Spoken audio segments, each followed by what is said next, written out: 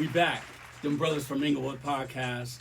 Once again, I'm your host, Hoopy, and I have a special guest in the studio today, and we're going to share some really interesting, interesting topic. And I believe that most of you will find it amusing as well as informative.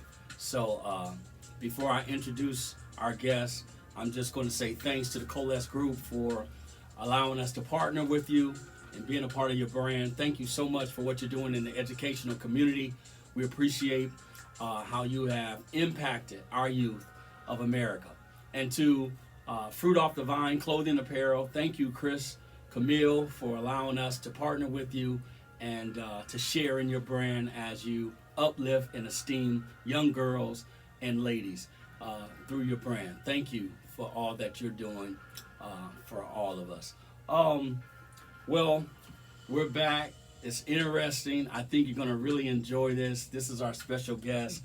It's Melissa Walton, and I'm going to allow her to share a little bit about herself before I introduce the topic, but I'm so grateful that she's here.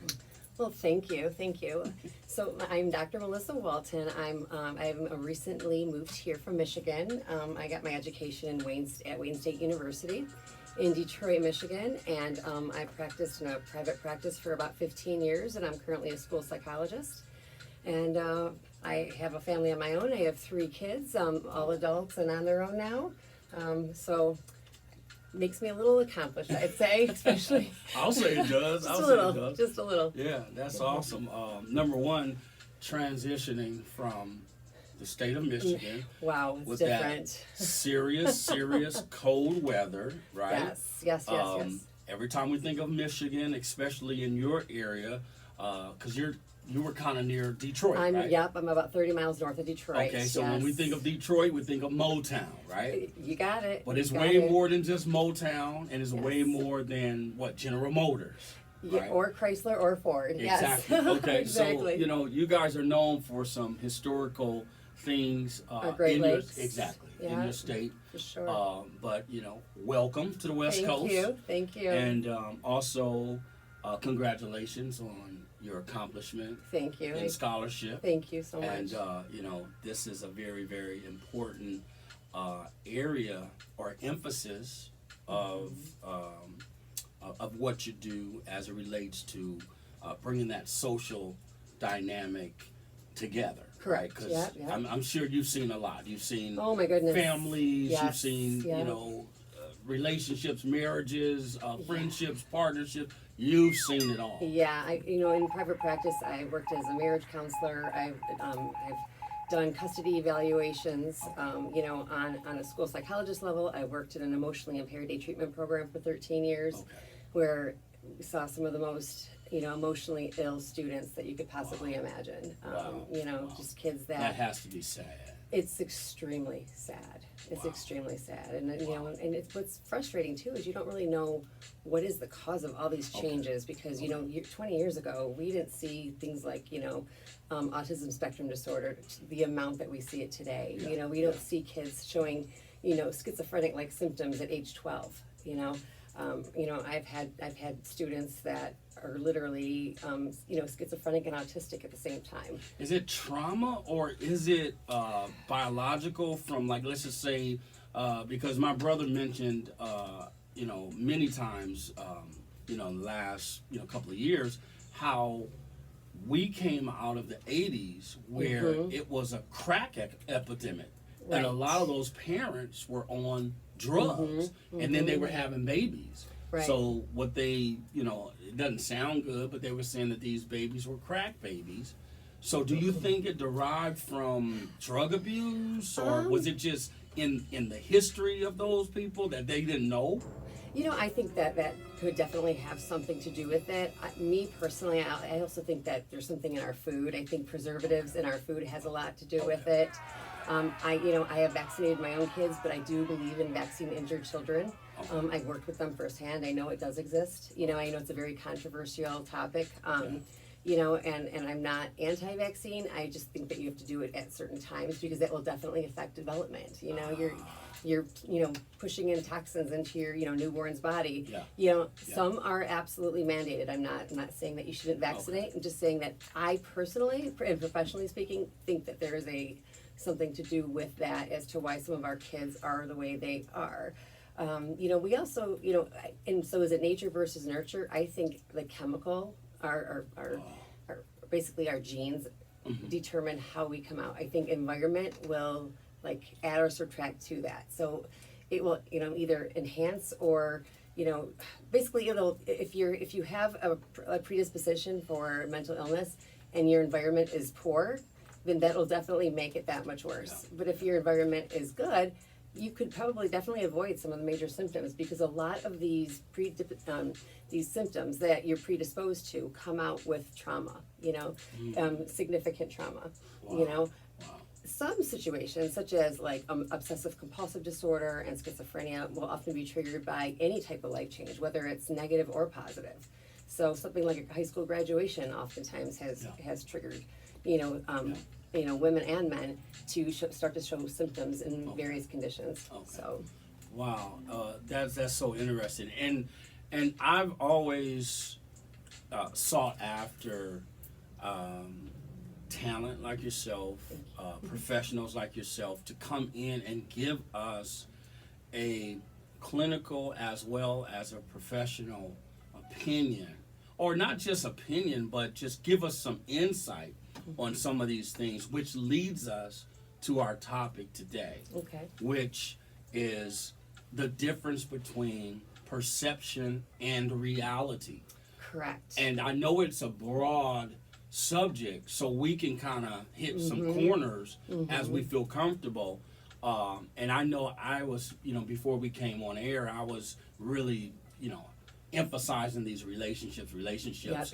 But I really want to help the listening audience kind of gather, themselves to understand that there's two sides to every coin. Sure. And, we're dealing with relationships with, men and women, and then some relationships are, men and men, and women and women. Sure.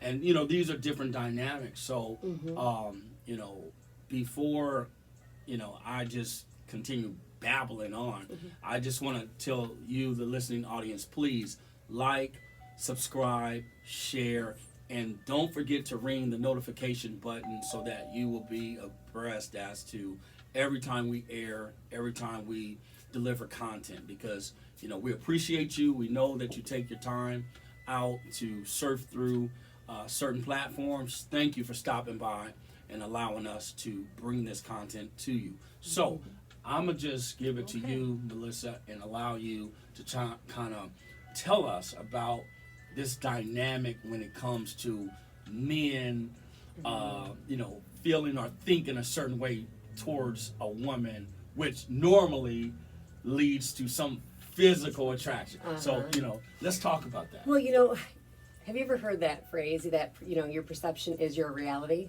So, we talk about what is the difference between perception and reality. Well, I guess that depends on the person, because that is, how you perceive things, how you take them in from your environment, that is your reality. So if you're just, hanging out there at the coffee shop and some guy, starts flirting with you, me being a female, I might start to think, oh wow, he's really interested in me, he might want to take this further. He's going to ask me for my number.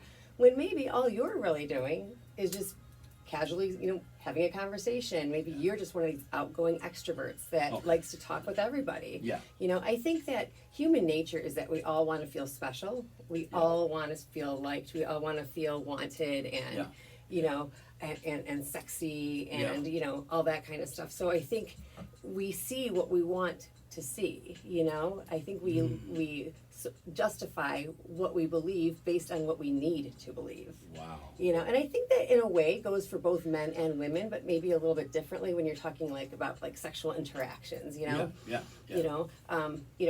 when you go on a first date, I think women don't necessarily anticipate sex. Okay. From my experience in working with families and couples, men, first date these days, they anticipate sex. Right. So, Right. Yep. And I think that has to do with basically, our human nature, men versus women. Yeah. There's a reason why men can impregnate 20 women at once. Yeah. And women can only have one baby at a time. Right. I think it goes back to the animal instinct of where, it's the guy's job, so to speak, Yeah. to, go out and procreate. Pursue and, and carry on the Replenish, species. yeah, Yes, yeah. Where with women, it's more to nurture Okay. and to, all that type of thing. So, in your experience, and you gave a great scenario, being in a coffee shop, being in a restaurant, being in a cafe, whatever, Mm-hmm. even being, shopping or having your car washed, and here this guy pops up, or maybe he's already sitting there, Mm-hmm. and you have to sit next to him or Mm-hmm. near him, and the first thing you notice is, okay, he's checking you out. Mm-hmm. Is it normal for a woman to automatically assume he wants my body?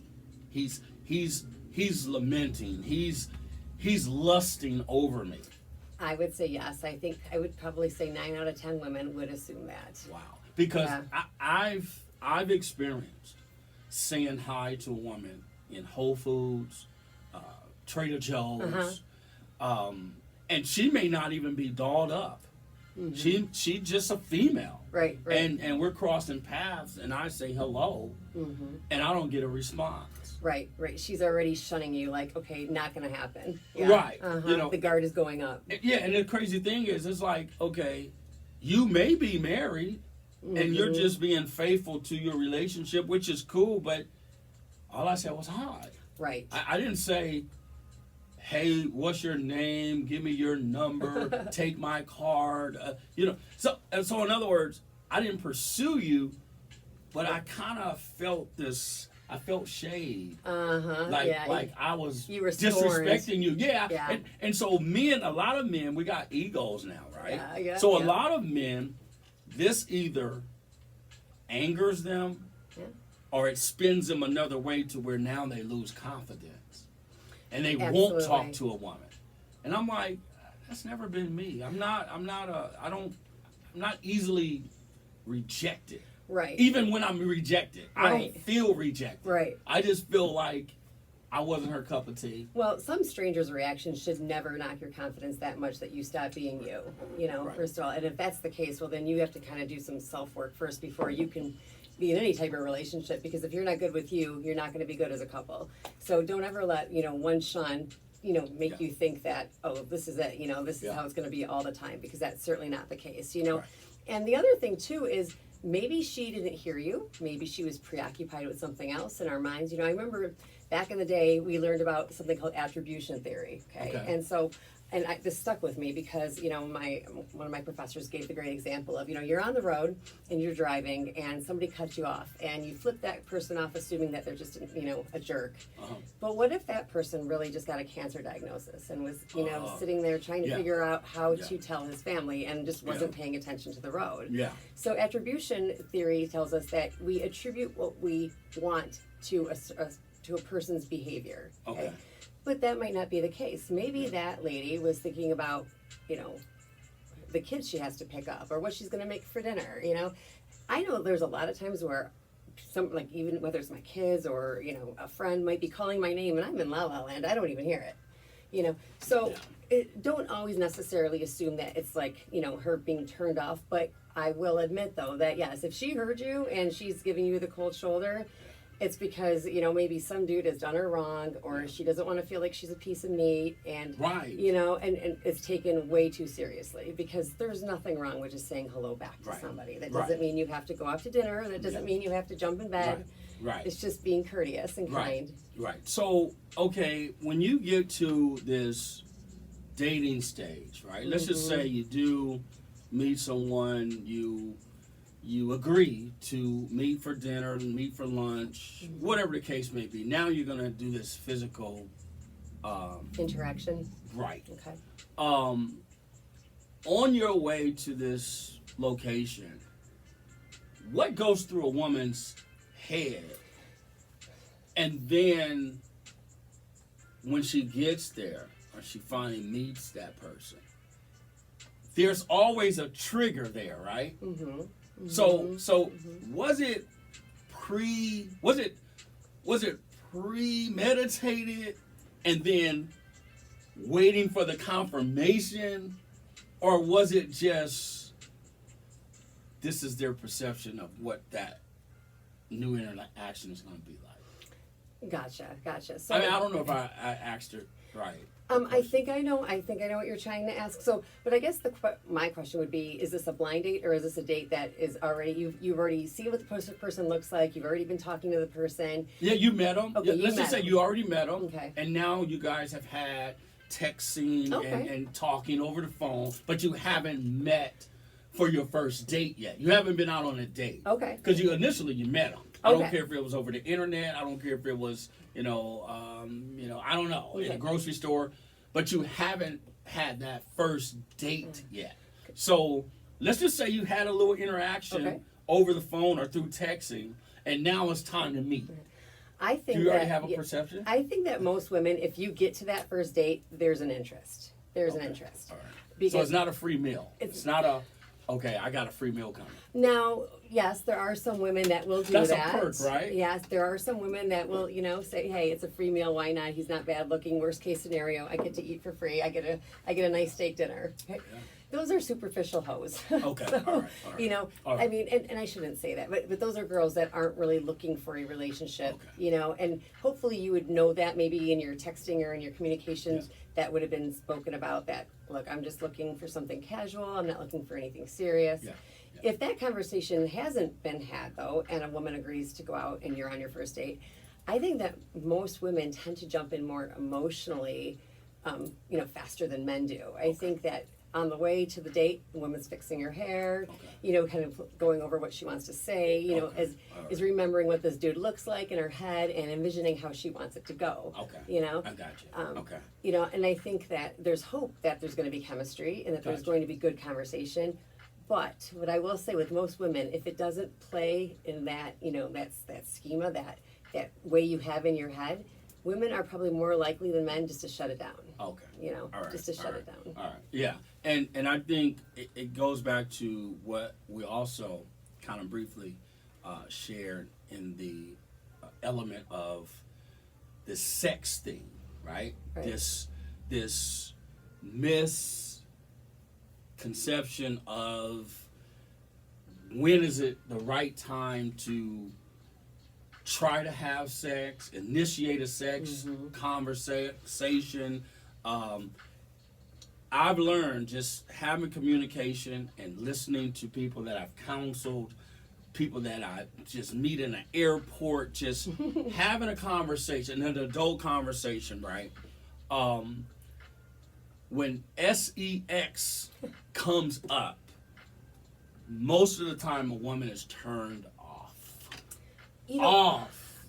I think that depends on how that interaction is going. Because I know I've worked with a lot of women that, whether you think it's right or wrong, are okay with having sex on the first date. But there has to be the right chemistry. I mean, it has to be like, your top 10 best dates ever. Yeah. If it doesn't fall into that category and they're even slightly turned off and the guy, is propositioning for sex, then yes, then they are going to be shut down and game over. You will not get a second date. Right. So, just like the snippet that we were listening to earlier, which listening to the male's perspective and then the female's perspective, to me, the female is more. I'll say she's more grounded. I would say she's more protected. She's more guarded. Okay. Yeah. She's more guarded Yeah. in that regard, whereas the guy is Not like, so much. he's just panting. It's like Like a dog in heat. yeah, it's just like we got to do this. And it's Right. like, how do we do this on the first date? I don't even know you. Like, Right. And then you run into this thing where a lot of men will complain about not having a solid partner in a relationship. Right. So it's almost like, well, let's put our cards on the table, because what are you looking for versus what I'm expecting, and maybe that's where we're crossing. That is exactly where lines are getting crossed, Okay. where there's misconception, Okay. you know.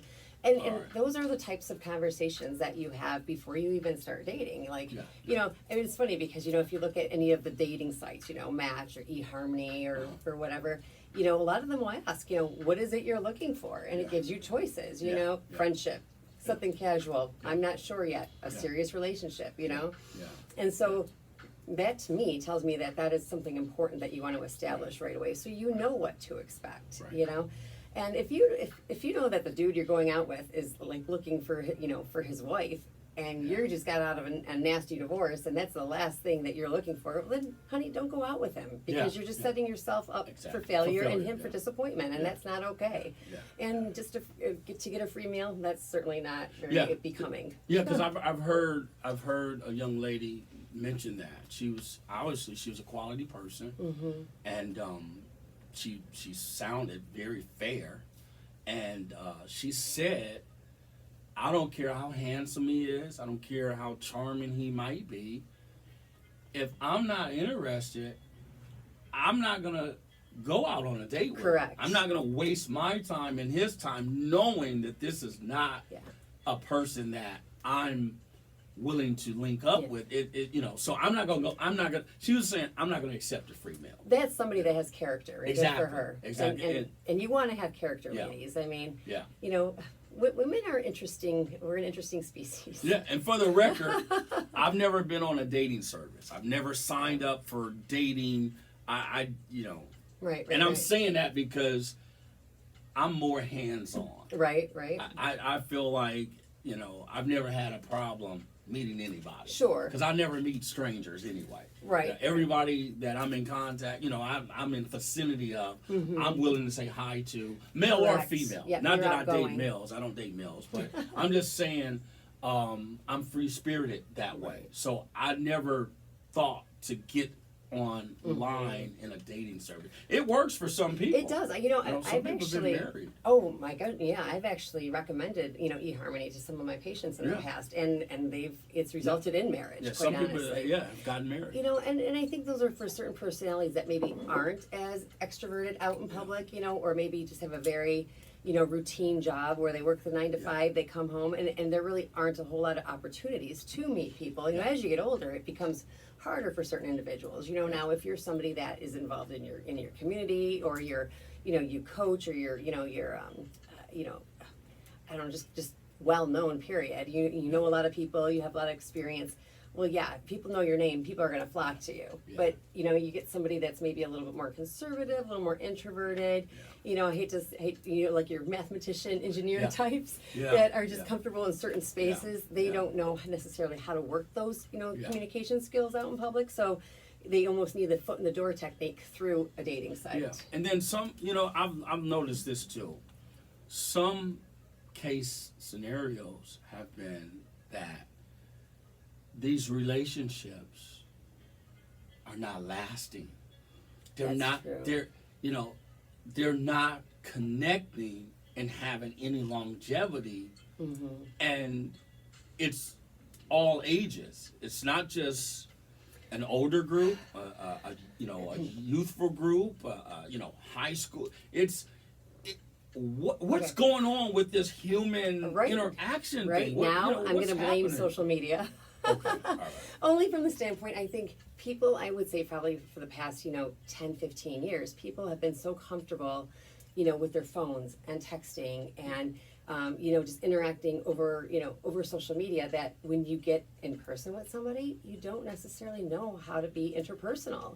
I mean, everything has been through, you know, the safety net of a screen. And we've lost those human skills, you know, that normally Chivalry, all that. Is chivalry dead? You know, it depends. I would say for the most part, maybe more so yes than no. Because it seems like the more gentleman-like you are, the more, I don't know. It just seems like, and it's just my opinion. It just doesn't seem like that guy is the wanted guy. He's the square. In other words, he's not fun.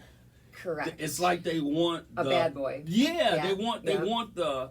And then I've heard some women say, "No, I kind of want the romantic thug guy." You know. I don't know that exists. And I'm like really, like romantic thug. You know, so I guess they want a guy with class and an edge. Yeah, they want a guy that's hot, that's kind of a badass, but that, you know, will open the car door for him. If you can find that, that's great. I haven't seen that too much, you know, like the guys that open the car doors tend to be pushovers, you know. But that's what I'm saying. It's like, it seems like the gentleman that they talk about wanting, but they don't. He's the guy that they don't really want. No. He's the nice guy. He's not gonna wear a all white tee and some denim jeans. He's, you know, he's gonna. They don't want the corporate guy. Well, I think that depends at what stage they're at, because I remember even myself using the phrase, he's the type of guy I would marry but never date. Because at certain stages in your life, you just want to have some fun. You know, you just want that hot, badass that just, you know what, you just like. See, and that's. It just turns you on just looking at him. See what I'm saying? And see, that's the perspective that we don't get as men. We talk about it, but hearing it from you, you know, brings, you know, clarity to. But some of us, we understand that. We know this lady does not want this square guy. Correct. She don't want the. Well, as we get older, she older, want him to take care of his, you know, take care of your kids, be that provider. Be a, you know, don't cheat on me. You know, come home every day. I mean, she wants that guy she can take home to mama, but at the same time, she wants somebody that's gonna have some fun. Yeah, she wants a spicy, courageous. Kid. Yeah, she wants that courageous guy, and I think it's almost like, and it's like we're damned if we do and damned if we don't. A little bit. And I'm like, come on, like they want that spicy, stable label, and you know. Yeah, I'm like, man. You know, I think that as women get older, though, they do, you know, especially as their maternal clock starts ticking, so to speak, if they do want to have a family and do want to have children, I think they do start looking for things that, you know, last longer versus the more superficial type behaviors. Now, we think about this, too, because I've noticed in my age group, a lot of women frown on guys who don't want to travel, do a lot of activities, you know, like the concerts and you know, the outdoors events, you know, more of the things that are socially norms and accepted. It seems like that older group have found their second wind, and it's almost like they want to run back and forth to the private parties, the concerts in the park, the, you know, these main events that probably should have happened for you when you were 25 and 35. But do we ever outgrow fun? I don't think we do. Well, I guess it's not fair for us to say. I think it depends you're too on old the to have person, fun. but you know, especially with women, we spend a lot of our 20s and 30s raising kids. So when we get into our 40s, it's like we want to have some fun now. We want to go out and do all that stuff that we didn't get to do. But didn't you do that when you were in college and in 25 and 24? Like, when did you do it? Like, but some people, like you said, some people didn't do it that early. Well, I can tell you, they had kids. Me personally, I had kids in my 20s and 30s. I was having kids, going to school, and working on raising my kids and working on my career. Okay. So I mean, I'm in my mid 40s now, and this is the best decade ever because my kids are all like 18 and up. Okay. I can do me. I don't need to worry. And so yeah, I want to go to those concerts. I couldn't do that before when I was running to softball or when I was running to lacrosse. I couldn't do that when I was Daisy Troop mother. You know. So yeah, we want somebody that can kick it, that can hang with us, because if we've survived raising kids, man, we want a baller. We don't want some, you know, wimp that's going to be like, you know, back at our courtails. We want somebody that can keep up because we've been there, done that. I got you. Yeah. Okay, because see, that brings clarity. Because and then also it goes to, it speaks to this. You have to find what works for you. For real. You can't be trying to date someone that's out of your league. or Correct. dates. And I don't mean Physically. financially or I don't mean scholastically or anything like that. I mean compatibility wise. Correct. That's looking for the same stuff you are. Yeah, you're out of your league if you're trying to date someone that is totally opposite from you. Right. I'm just totally opposite from interaction. You got to cohabitate. Right. Right? So Right. you got to give a little to get a little. Yeah. So if you don't ever see yourself saying, yeah, I want to go. Yeah, Yeah. I'm going to go with you. I'm going to go to the concert. Hey, I'm going to go to the, shindig, whatever. Yeah. Then pretty soon your relationship is going to do this. Right, you know have what to I'm have similar interests. You want You to have to. have similar goals Compatibility. for that relationship. Exactly, and you know the other thing that's interesting, like as when I was younger, I didn't want to date somebody that had kids because I didn't. Oh, but man. now Oh, I wouldn't date anybody that didn't have kids because I do. And you want somebody that gets it, that knows what your world is like. Again, compatibility. Exactly. Thank you for bringing that up because after my divorce, like I said earlier, I wasn't interested in dating anybody. I was going through my situation. I was trying to get healthy.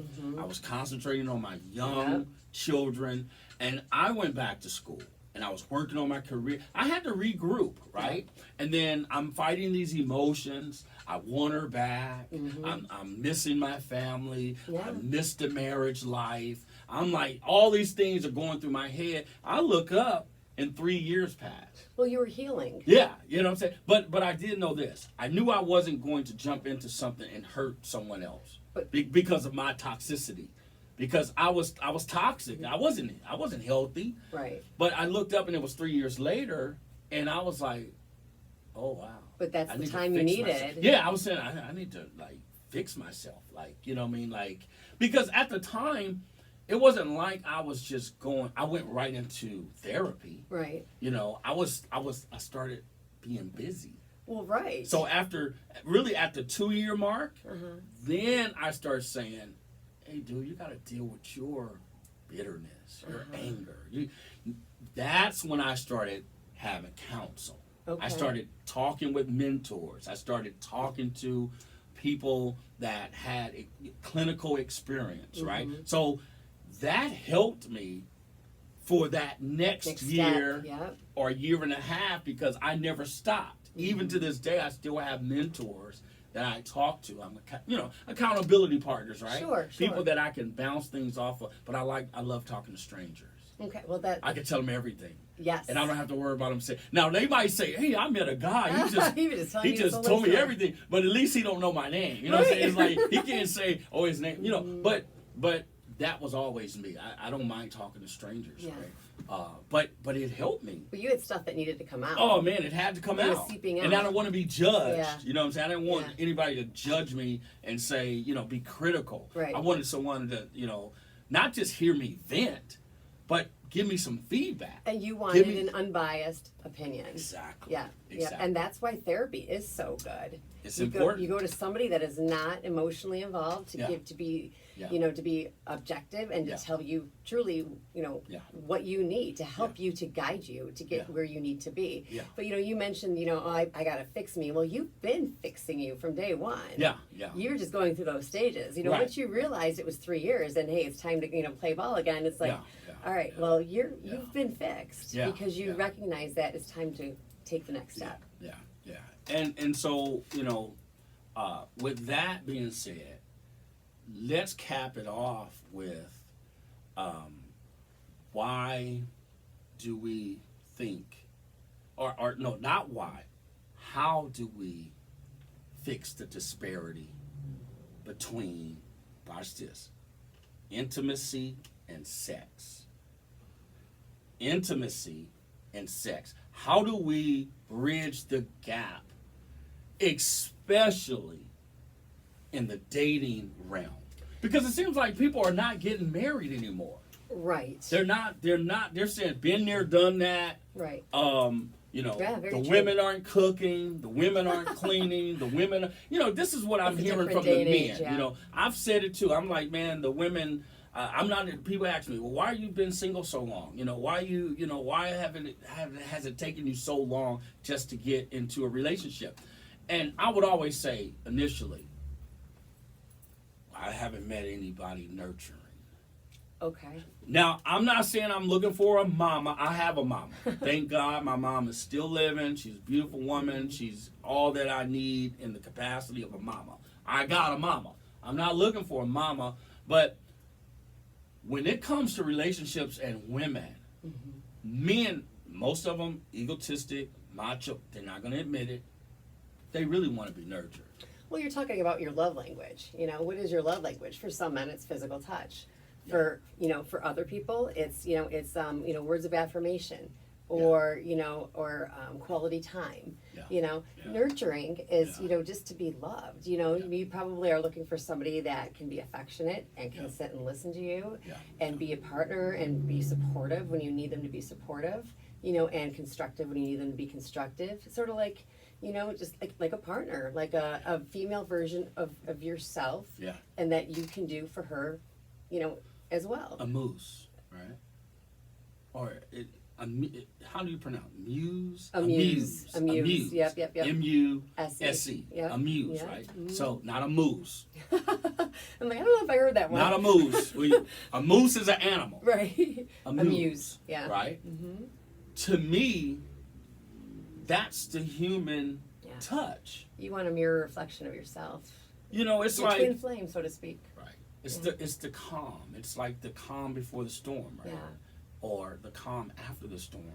But That person, your person, the one person you know has you. right. Yeah. So I just think, sharing this brief time with you really brings clarity and formation to some of the things women think, Right.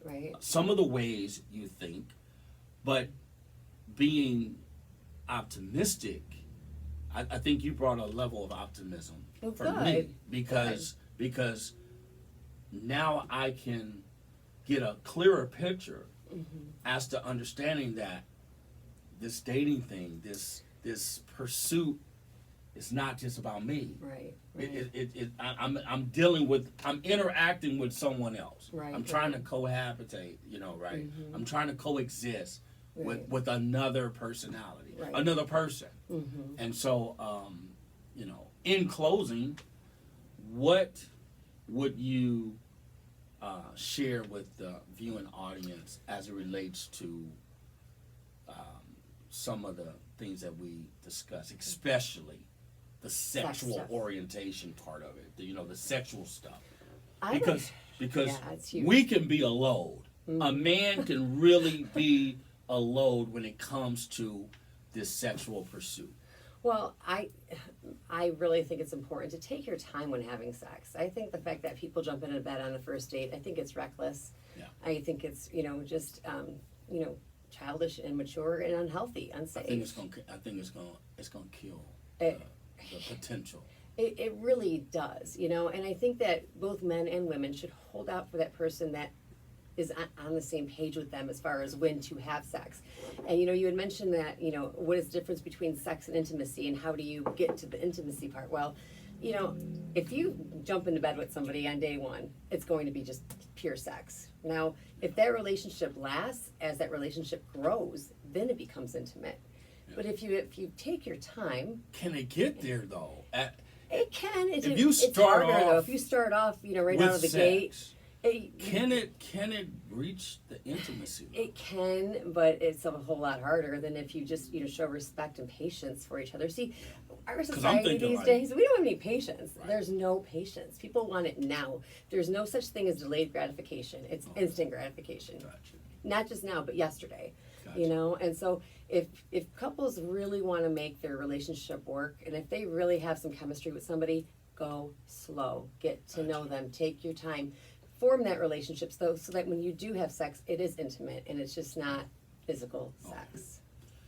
You promise you'll come back. I promise I will absolutely come back. All right. As long as I'm invited. Okay. Listen, Melissa Walton, clinical psychologist, graced us in the studio today just to give us a brief look at, let's just say, our perspectives, right? helping us get ourselves in order, just from a human aspect. Thank you so much. Thank you for having me. I really Thank you so appreciate much. this. I appreciate the consistency in the conversation, and you agreeing. 'Cause you didn't have to agree. And No problem. you know, our mutual friend Hirsch For setting put this this up. together. Yep. Yeah, Gotta and, love Hirsch. Yeah, Yep. you gotta love Hirsch. He's my guy. He's only one Hirsch, that's for sure. Only one. And so thank you so much for just sharing. And we're gonna have you back. Okay, I'd love to. And Thank you. we're gonna let you develop the concept and the Okay. theme, and then that way we're gonna just piggyback. We're All gonna right. sit back and just We'll kick it again, for yeah, sure. yeah. So thank you for tuning in and following along with us. Again, like, subscribe and share, press the notification button so that you will be aware of what we're doing next. And thank you so much for your patience and your consistency in following along with us. I'm Hoopy, your host, Dem Brothers from Inglewood podcast, with our special guest, Melissa Walton, who graced us and Thank you. gave us so much to chew on, and the homework that we'll do that follows it. So thank you so Wonderful. much for everything. Thank We'll you. see you next time. Take care.